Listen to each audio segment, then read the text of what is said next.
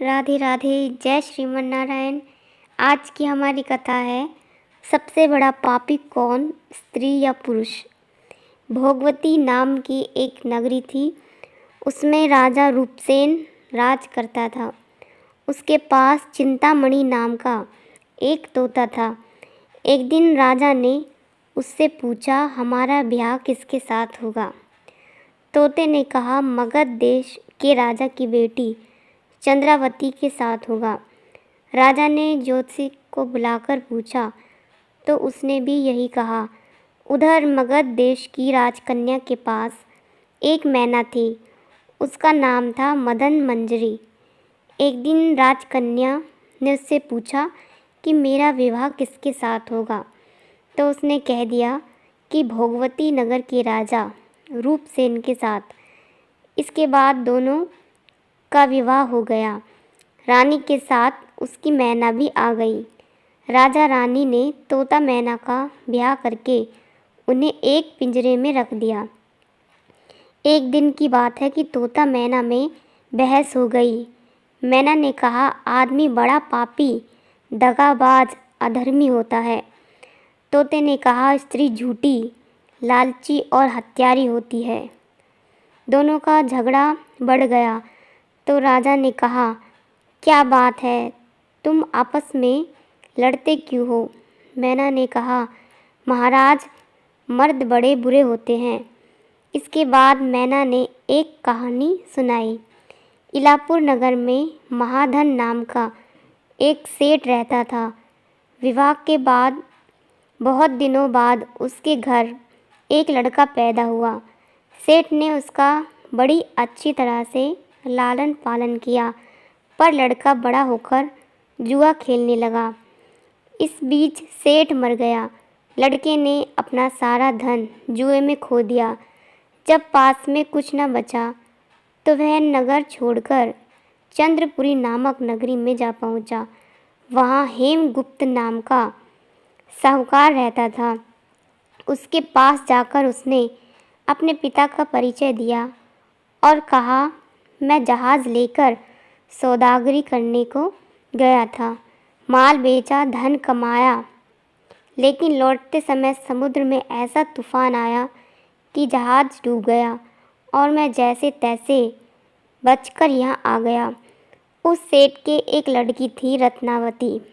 सेठ को बड़ी खुशी हुई कि घर बैठे इतना अच्छा लड़का मिल गया। उसने उस लड़के को अपने घर में रख लिया और कुछ दिन बाद अपनी लड़की से उसका ब्याह कर दिया। दोनों वहीं रहने लगे।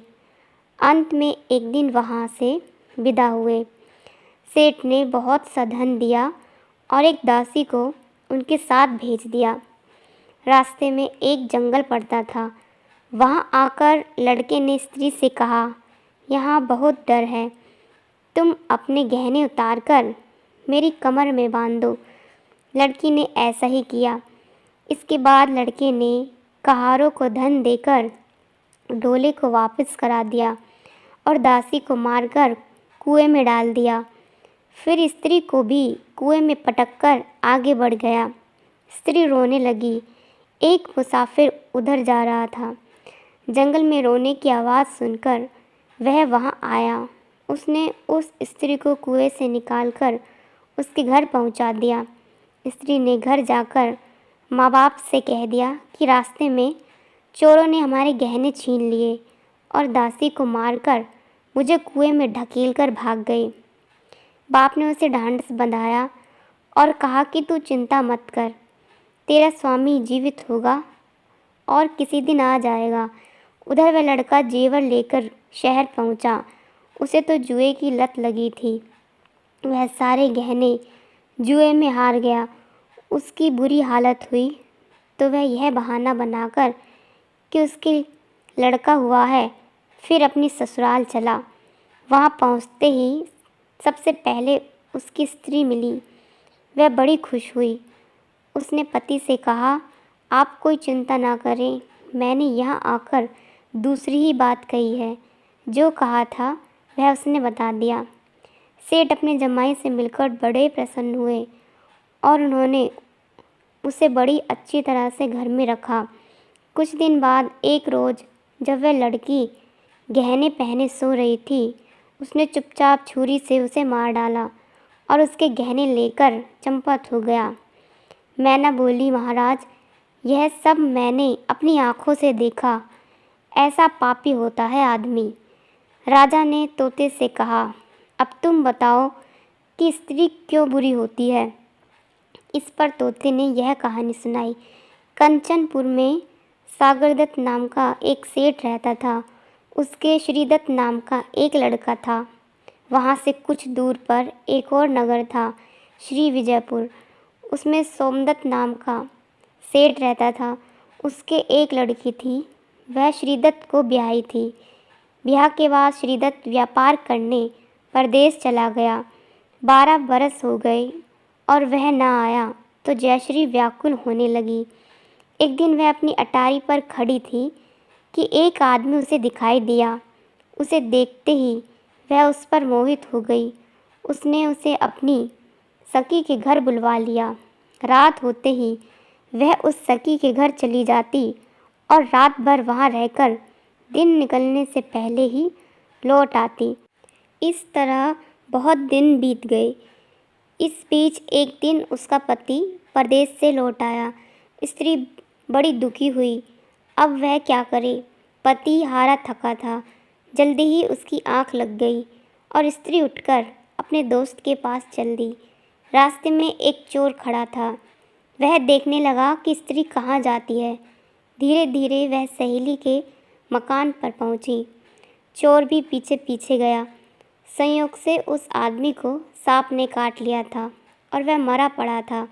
स्त्री ने समझा सो रहा है। वहीं आंगन में पीपल का एक पेड़ था जिस पर एक पिशाच बैठा यह लीला देख रहा था। उसने उस आदमी के शरीर में प्रवेश करके उस स्त्री की नाक काट ली और फिर उस आदमी की देह से निकलकर पेड़ पर जा बैठा। स्त्री रोती हुई अपनी सहेली के पास गई। सहेली ने कहा कि तुम अपने पति के पास जाओ और वहाँ बैठकर रोने लगो। कोई पूछे तो कह देना कि पति ने नाक काट ली है। उसने ऐसा ही किया। उसका रोना सुनकर लोग इकट्ठा हो गए। आदमी जाग उठा। उसे सारा हाल मालूम हुआ तो वह बड़ा दुखी हुआ। लड़की के बाप ने कोतवाल को खबर दे दी। कोतवाल उन सबको राजा के पास ले गया। लड़की की हालत देखकर राजा को बड़ा गुस्सा आया। उसने कहा, इस आदमी को सूली पर लटका दो। वह चोर वहाँ खड़ा था। जब उसने देखा कि एक बेकसूर आदमी को सूली पर लटकाया जा रहा है तो उसने राजा के सामने जाकर सब हाल सच सच बता दिया। बोला, अगर मेरी बात का विश्वास ना हो तो जाकर देख लीजिए, उस आदमी के मुंह में स्त्री की नाक है। राजा ने दिखाया तो बात सच निकली।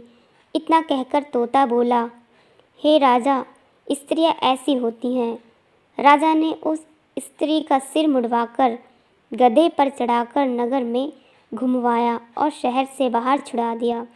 इस प्रकार बताओ कि दोनों में ज़्यादा पापी कौन है। राजा ने कहा, स्त्री पर कैसे? मर्द कैसा ही दुष्ट हो, उसे धर्म का थोड़ा बहुत विचार रहता ही है, स्त्री को नहीं रहता, इसलिए वह अधिक पापीन है। इसी प्रकार की अन्य भागवतिक कथाओं के लिए हमारे चैनल के साथ जुड़े रहिए। राधे राधे। जय श्री कृष्ण।